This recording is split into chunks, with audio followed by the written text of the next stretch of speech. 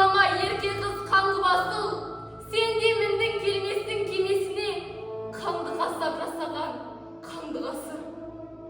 Қарағанды, қазақтың қара нары, самалай сарнай саған әлі, жұмыр жерге жұдырығын ішке түйіп Сталиннің өліп жүр балалары. Арғымағым, арда едім ардым де, қадірлімнің таба алмай қабірінде, Сталиннің вагоны музейде тұр, қаңқасынан қапсауға әлі күнде. Кешірімде жанаға ағаналар, сағаналар сөйлесін бағаналар, 20-шы ғасырдың басындағы Қарағанды лагері қарағанды. Қатарына жатқызса жазалының, кімге керек адалдық тазалығын, зар елетіп заманы қан жұтқызы, орыс, неміс, жебірей қазағының. Қиямет қайым туғандар пенде біткен, бірге айтады екен азал жырын. Сол жылдай саптартады сол қабағым, зорланамын батқандай сорға қалың. Оты бардың оқимын ойлы хатын, тотлардың естеймін тордағанын. Топан кірді түсіме толған ағым, тол өзенің осынша толғанағым. Қаратаудың басынан шыққан көшті, арбасын көрген доңғалым. Тағдыр деген әйтеуір соң қана.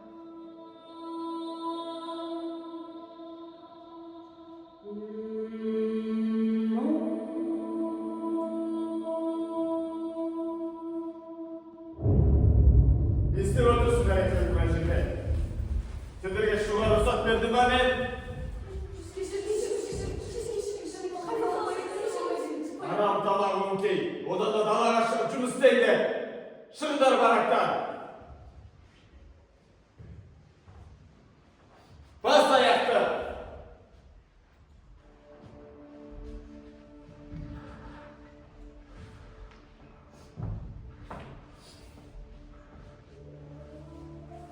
Дұрыстап істеңдер жұмыстарыңды. Келіп тексерем. Қызым жылама, мен саған келемін қызым.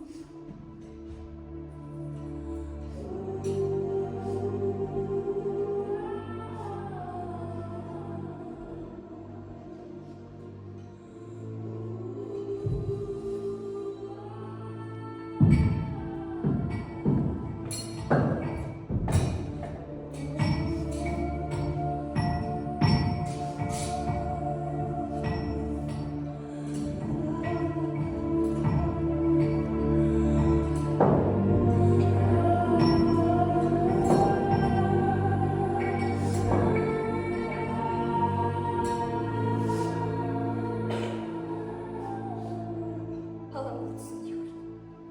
Ақ көйлек киіп алып маған қарай жүгіріп келеді. Анашым дейді. Дауысы сондай таныс.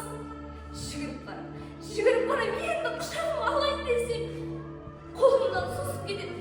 Тоқташы балам, тоқтай қойшы, тастамашы мені дейді. Бірақ даусым шықпайды. Ол күледі де бұлттың арасына кіріп жоғалады. Тек желізіңі ғана естіледі. Сол желізіңінің ішінен анашым мен жақсы жердемін дегенде бірін естіледі.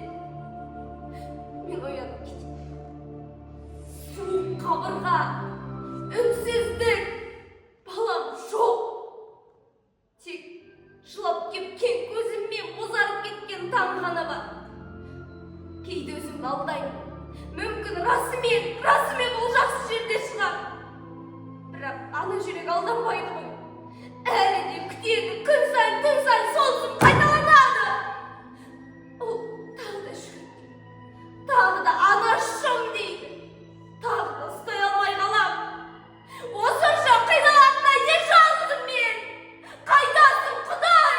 Неге үнсізсің?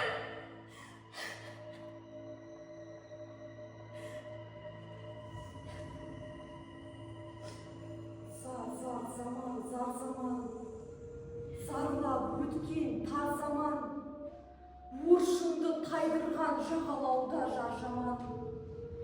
Өсек өрті қаулаған, дабыралы дау жаман. Жау жаман жаумаған, жау жоқ жерде жау жаман.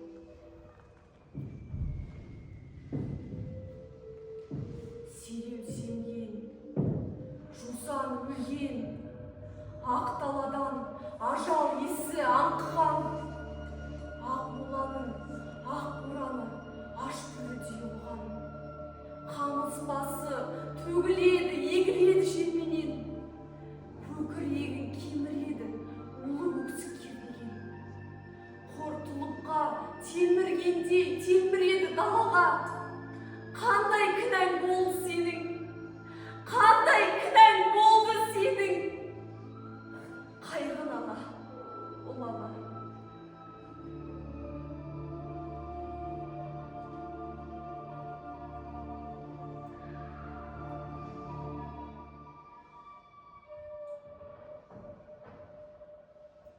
Жұмыс уақыты аяқталды. Характерге қайтыңдар.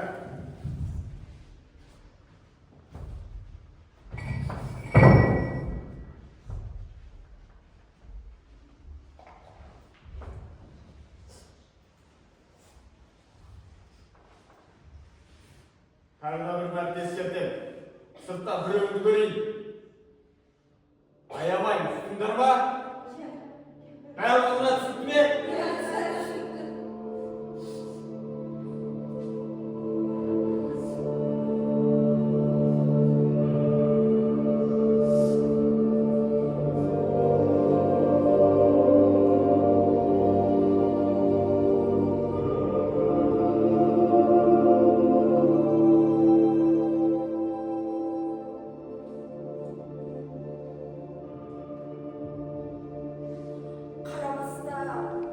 Талай тұтқын асылдан дармашқа, талай тұтқын таласқан шамаласқа, талай желден қан ішкен қарабасқа, ал сен бала білмесең жағаласпа, айналған мен кең орынға, жер орында тұрса да ел орында, қолда басы сол кездің вокзалында, келсетіктің ізі бар перронында. Қарабаста, тұтқында жоқ жендет жоқтар ағашта, қарыз айтар қарабас қара бойға, адамзатқа мынау ылсын аралашқа. Жол түскенде келіп тұр қарабасқа.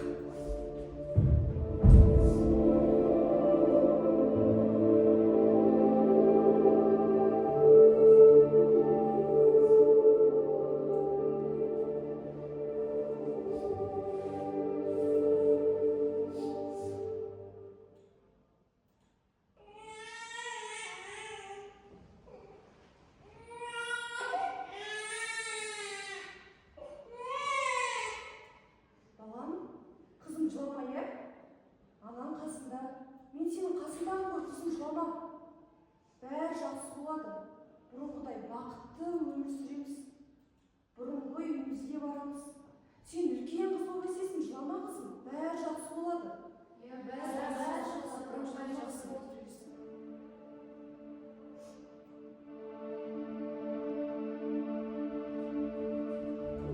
Рұқсат етсең сыртқа шығуға. Десеңдерге сыртқа шығу амалдар деген досым бар. Сендер қайда қарамаз өстіңдер?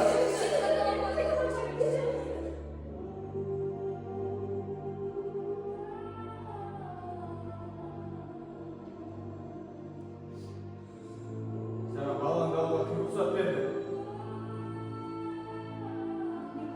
Балам, өзіңмен бірге бола берсінші, өтінем. Тәртіп бәріне орта.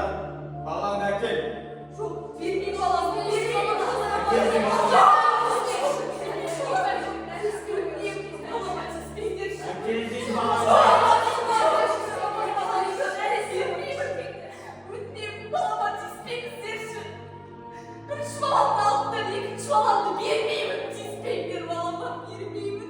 Саған керек балама? Балама саған керек ме? Саған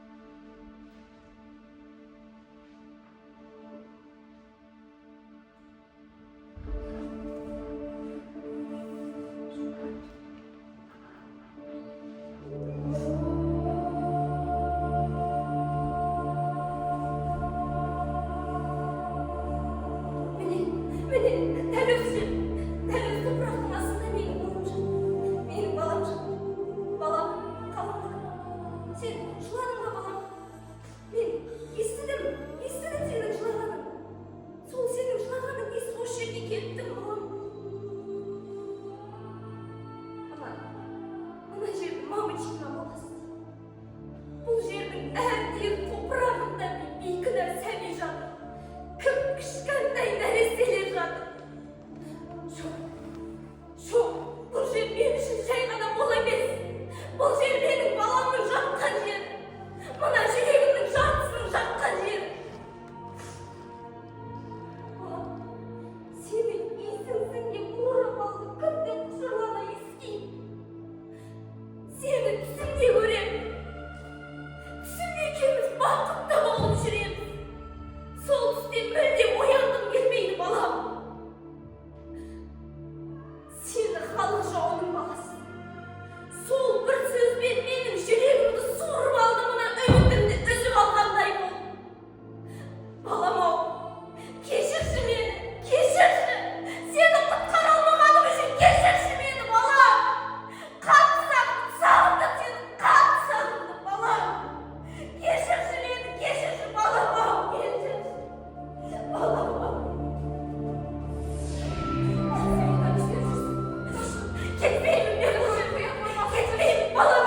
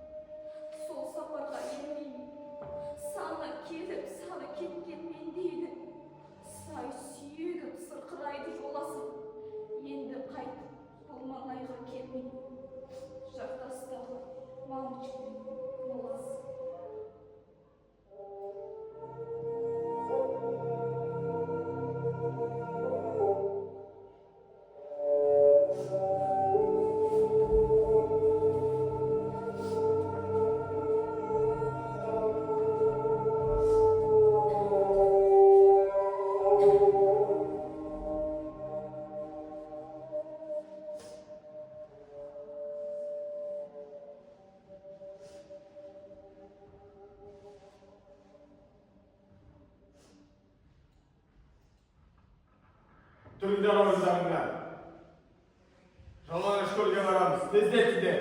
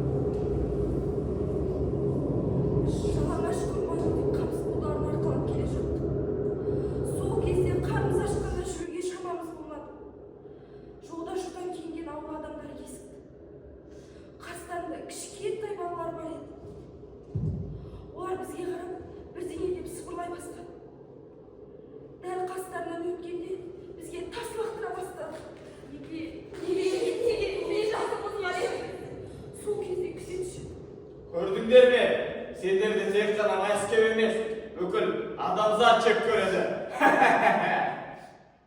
Біз отырып алып жылай бастадық. Неге, не үшін осынша қор болатынын естедік біз. Тасты қолыма алсам, бір тәтті иіс шығады. Сонда қазақ әйелдері: Бұл құрт қой, бұл қазақтың құрты қой. Жинап қалталарына салып алды. Тістеп жеп көрсем, дәмі тіл үйрен. Мен ондай асты өмірімде жеп көрмеппін.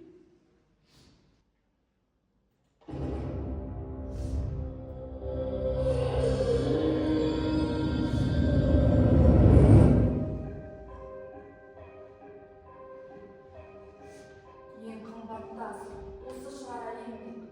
Ең асыл ас осы шығар әлемде. Кертуданның жазып кеткен жолдарын өнеге қып айту керек бар елге. Басын исін төске басып қолдарым, Қазақстан деген жұрттан сәлемде. Жұлдыздардың ішіндегі үлкері, мына дала тек тілердің жұрт еді. Сұламадан алып қалған сұлатпай аналарым, қолдан сыққан қат еді. Мейірімге мөлдіреген бұлақтай, ертуда қыз көздің жасы келген. Атар таңнан әппақ тілек тілеген, байтақ еді басына бақ түнеген. Сонау жылы жалаңаш көл маңында, сағым қашқан сарыарқаның таңында, құрт жайында жазылыпты бір өлең, ұлт жайында жазылыпты ұлы өлең. Өмірімнің ұрғатымызға арнасы, тіршіліктің тоқтамайды арбасы, бұрқап тұрған дала жайлы айтады, құрт лақтырған бала жайлы айтады. Адамзаттың арманының жалғасы, Германдағы Гертуданың қандасы. Қасиетін қара тасқа қашатқан, тасатпаған кім-кімге де асатқан, мейіріміне мейірлене шөлдеген, барактағы балаңды емес бұл деген, адамзаттың көңілінің жоғаласы, құрт лақтырған қайран қазақ баласы. Уа қарлар, кешкен тұтқындардың ұрпағы, сақтап қойған қазақтың бар құрт әлі.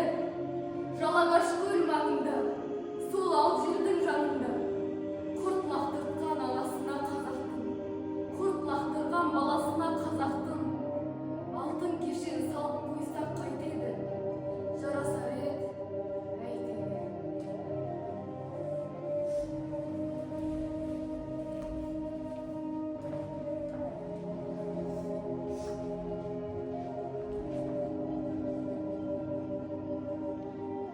Мен Гүлжамал Рысқұлова, Тұрар Рысқұловтың жары. Қарағандыда қаншама әйел мен бала азап көрді. Бізді ешкім ескермеді, бірақ рухымызды ешкім сындыра алмады. Мен Мариям Сейфуллина, Сәкен Сейфуллиннің жары. Біздің балаларымызды тартып алған, оларды балалар комбинаттарына өткізген күндерді ұмыта алмасын. Кармак тұтқындарының арасында 360 пианист, 100-ге тарта суретші болды. 360 пианист, 100 суретші өміріміздің соңғы үмітін сақтады. Біз өнер арқылы рухымызды қорғадық. Бізге өмір емес сынақ берді. Сол сынақтың аты Карлаг болды. Мен ана бола алмадым, баламды тартып алды. Мені халық жауының әйелі деді. Бірақ мен жай ғана адам едім. Аналар, сәбилер тек түсіне көрген. Кеше пианино тартқан саусақтарым бүгін жер қазды. Мен күйеуімді көрмедім.